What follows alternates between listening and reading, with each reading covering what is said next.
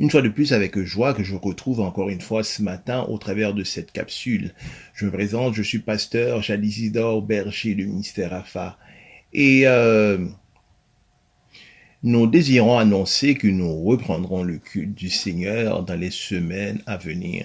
Donc la date n'est pas encore fixée, mais je vous demande de rester bien branchés afin que vous serez mis au parfum au moment des dates, l'heure qui sera retenue pour la tenue du culte du Seigneur.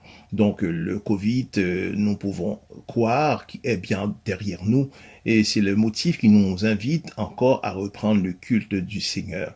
Donc demeurez branchés et nous vous tenons informés au temps convenable. Tel que vous savez, semaine après semaine, nous nous tenons dans l'enclave afin d'aller à des temps de réflexion sur la parole de Dieu. Et immanquablement, nous parlons de l'enlèvement de l'Église, dans laquelle que nous devons tous nous préparer, mes chers amis. Encore une fois depuis ce matin, c'est avec une joie que je ne saurais trouver mesure à cela d'être avec vous et d'être parmi vous. Je dis bienvenue à ceux qui se sont nouvellement abonnés et nous vous invitons à nous aider à promouvoir cette chaîne. Cette chaîne n'est non la mienne, mais bien votre chaîne à vous. Et en faisant cela, ce que donc vous faites, c'est que vous nous aidez à répandre l'évangile aux quatre vents de ce monde. C'est la mission que nous avons, telle qu'est annoncée au travers de la capsule précédente. Nous sommes tous des évangélistes, donc nous avons toute cette responsabilité de la répandre aux quatre vents de ce monde. Donc ce matin, nous parlons de réussite, nous parlons de succès, puisqu'il est au travers du psaume 1er, qui nous informe que le juste est tel qu'un arbre planté près d'un courant d'eau qui donne son fruit en sa saison, dont le feuillage ne flétrit point. Tout ce qu'il fait, il réussit. Et nous désirons nous faire clair, il est qu'un chrétien est en position de succès, en position de réussite, lorsqu'il reçoit le Christ, lorsque le Saint-Esprit vient habiter dans son esprit. Et c'est la Bible qui nous informe, que donne-t-il à un homme de gagner le monde s'il perd son âme? Alors nous pouvons tout posséder au point matériel de ce monde. Nous pouvons posséder de l'argent, nous pouvons avoir un bon emploi, nous pouvons être un médecin, un cardiologue, nous pouvons être un PDG d'une grande entreprise, nous pouvons mener une vie à succès. Nous parlons succès au point matériel, mais si nous n'avons pas le Christ dans notre vie, eh bien, notre vie est un constat d'échec. Mais toutefois, le chrétien, puisqu'il est un arbre, la Bible considère tel qu'un arbre planté près d'un courant d'eau, et nous trouvons cela au travers de Psaume 1, verset 3, et aussi au Psaume 92, et de multitudes d'endroits dans la Bible, le chrétien est comparé à un arbre. Donc, Psaume 1er nous informe que le juste est tel qu'un arbre planté près d'un courant d'eau qui donne son fruit en sa saison, dont le feuillage ne flétrit point. Donc, lorsque nous sommes en Jésus, eh bien, nous sommes tels que nous avons dit précédemment, nous sommes en position de succès. De succès au point spirituel, mais au point matériel, je dis bien que nous sommes en position, donc nous avons tous les ingrédients, nous avons toute la recette nécessaire afin d'être en position de réussite, de succès au point matériel. Donc, ce matin, notre but, ce n'est pas de vous encourager à la course des choses de ce monde, à la course du matériel, mais lorsque nous parlons de succès, nous parlons du succès spirituel, du succès au point de vue du mandat, au point de vue du plan que Dieu a pour votre vie. Alors, le chrétien est tel qu'un arbre planté dans un courant d'eau qui donne son fruit en sa saison. Donc, lorsqu'il est question de vivre des réussites pour être en position de succès, c'est au premier abord d'être dans le Christ. Une fois que vous parvenez à la connaissance de Christ, eh bien, vous êtes en position de succès. Et à ne pas se méprendre et comprendre que lorsque nous avons tout paraflé, les choses de ce monde, que soit-il, eh bien, que nous réussissons parce que nous occupons un bon emploi, ou bien encore nous avons un bon compte de banque et nous sommes prospères. Cela n'est pas une mesure de réussite, peut-être aux yeux des hommes, aux yeux de ceux qui ont moindre que vous, vous puissiez paraître en position de succès. Mais la vraie chose, c'est lorsque nous sommes dans le Christ, c'est en ce moment que nous vivrons des réussites, que nous sommes en position de succès. Et c'est ainsi de même, cela est quelque peu au miroir, au point matériel. Si nous accordons l'effort nécessaire, nous mettons les bouchées doubles et peut-être même des bouchées triples, nous serons en mesure au point professionnel arriver à vivre des réussites. Alors ce matin, écoutez bien ce dont j'ai à vous dire. Les bonnes choses prennent du temps, ou bien encore faire prend du temps, alors que défaire ne nous exige en aucun temps. Et nous pouvons prendre en exemple quelqu'un qui aspire à trouver un bon emploi, quelqu'un qui désire mériter un certificat médical, ou bien encore arriver à devenir astronaute, ou bien encore aller à la création d'une grande entreprise, ou bien encore devenir le premier homme, ou bien encore président, ou bien aller au développement d'un pays. Nous savons que ces choses et qui sont des bonnes choses, cela nous exigera un temps colossal pour arriver à ces choses. Donc les bonnes choses, les choses qui comportent de la valeur, cela prend du temps. Donc faire nous exigera du temps, alors que défaire ne nous requiert aucun temps. Et nous savons bien que les mauvaises choses s'accomplissent plus vite que les bonnes. Et en exemple, la mauvaise herbe n'a pas besoin d'être entretenue, elle n'a pas besoin d'être arrosée, elle n'a pas besoin qu'on lui administre des produits de toutes sortes, de l'engrais, afin qu'elle puisse croître. Elle va de par elle-même, de où qu'on la mettra, elle saura croître, car les mauvaises choses aboutissent plus vite que les bonnes. Prenons une autre illustration, un stade qui a nécessité entre 4 à 5 ans pour aller à sa construction, prendra 1 heure, peut-être 2, avant d'arriver à sa démolition.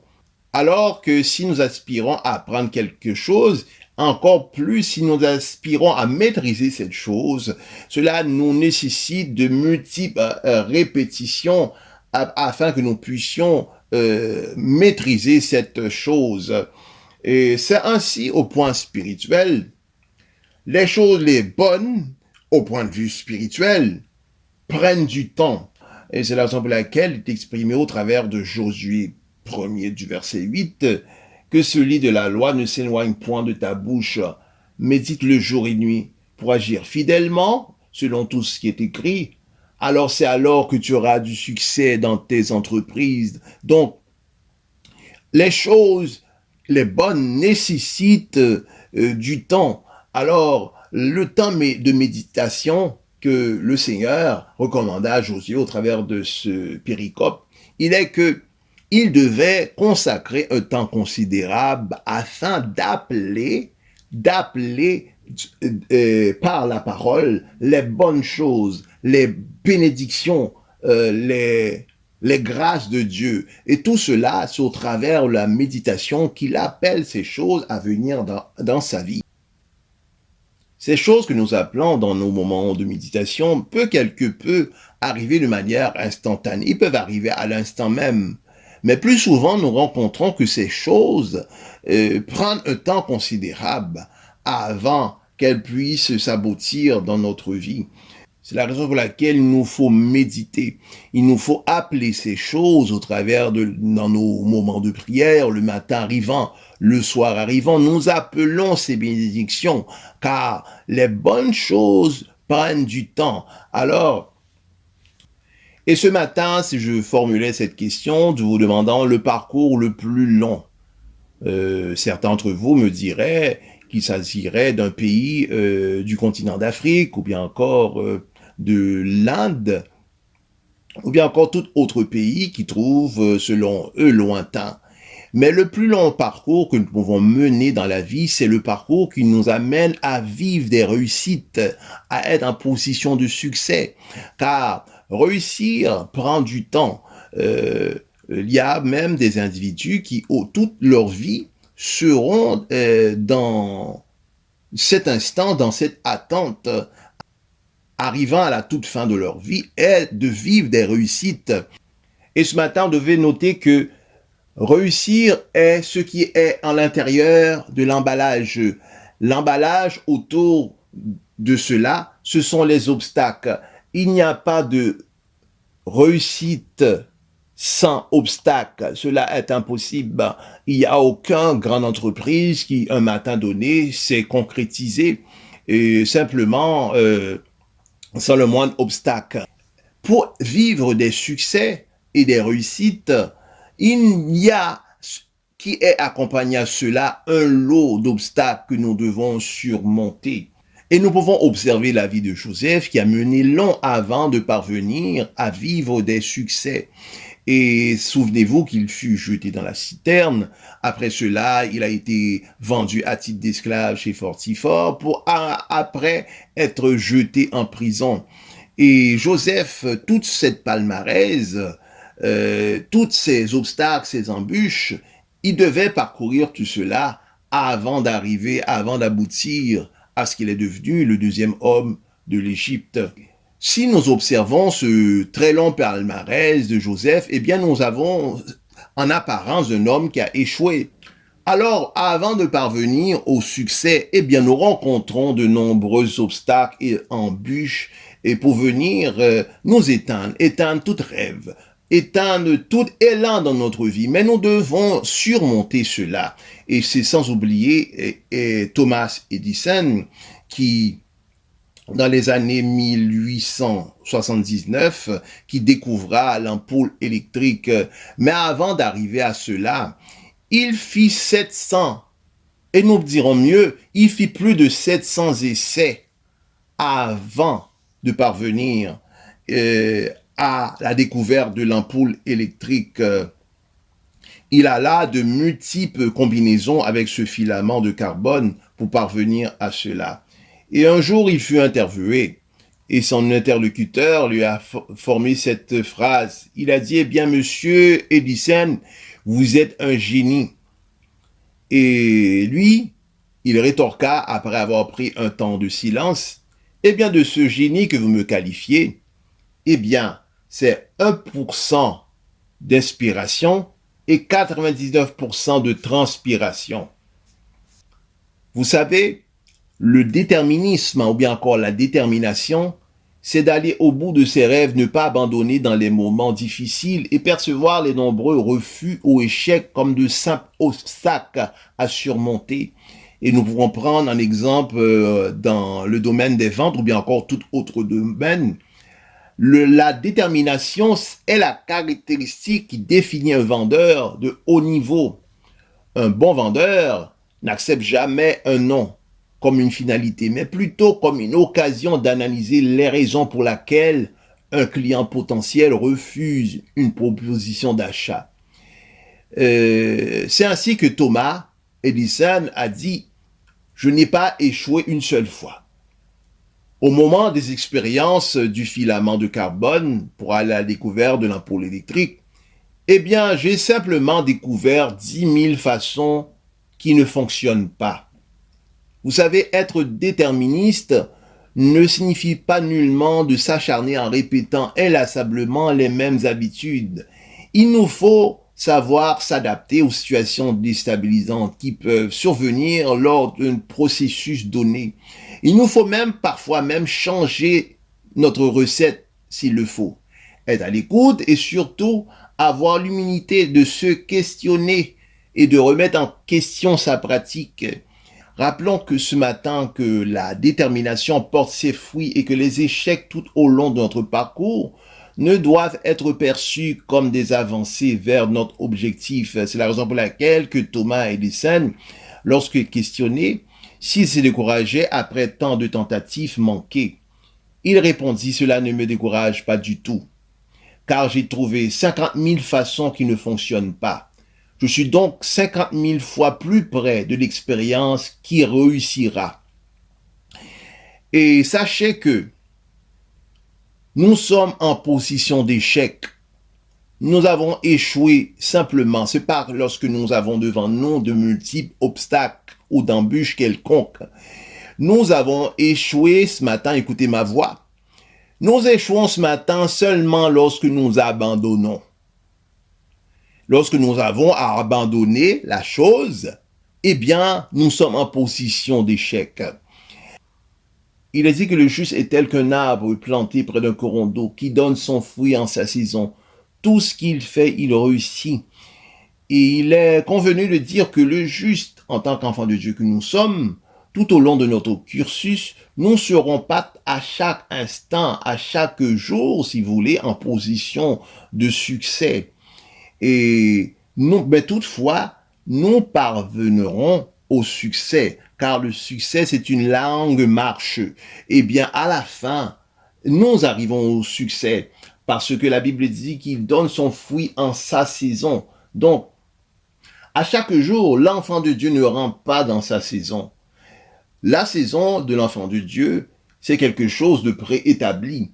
Et c'est quelque chose que, dans le cursus de sa vie, arrivé à un moment, arrivé à un instant tel que dans la vie de Joseph, il était arrivé dans cette position de succès. Et c'est là, dans ce moment, qu'il avait à vivre des réussites. Il a ainsi de nous.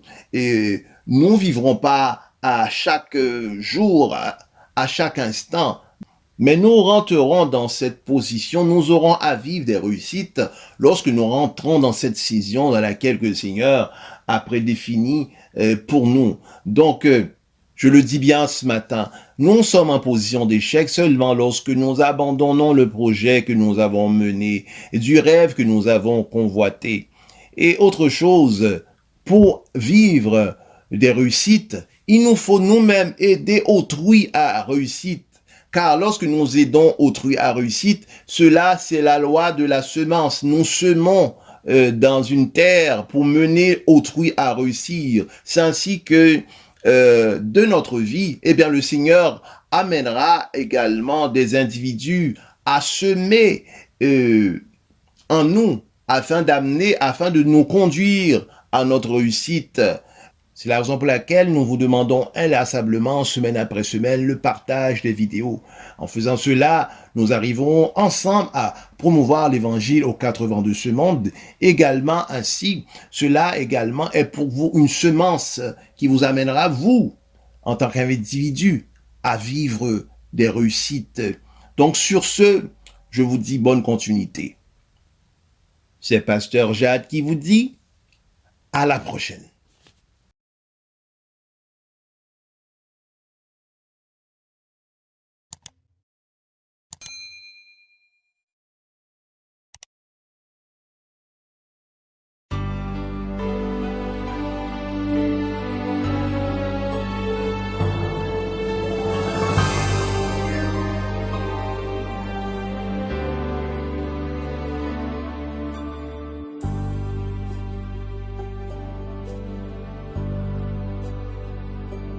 Je sais qu'un jour, mes yeux verront Jésus.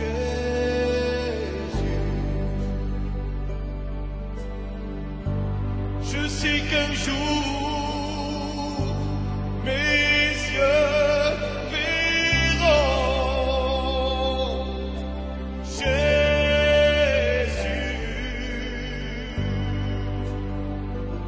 Si je marche jusqu'au bout, par